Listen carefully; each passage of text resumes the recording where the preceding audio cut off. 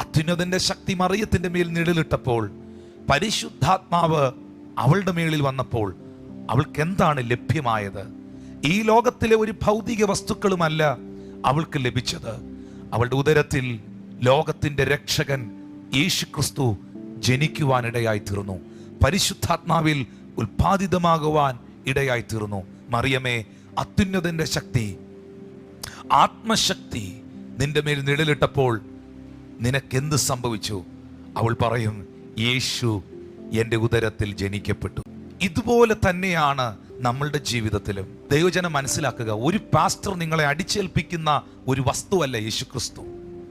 ഒരു മതം നിങ്ങൾക്ക് ചൊല്ലിത്തരുന്ന ചൊല്ലുകളിൽ മര്യാദയ്ക്ക് വിശ്വസിച്ചോണം, മര്യാദയ്ക്ക് പ്രാർത്ഥിച്ചോണം, ബൈബിൾ കോളേജിലെങ്ങാനും പോയി പഠിച്ച് നീ ദൈവത്തെ അറിഞ്ഞ് no no, that is a job.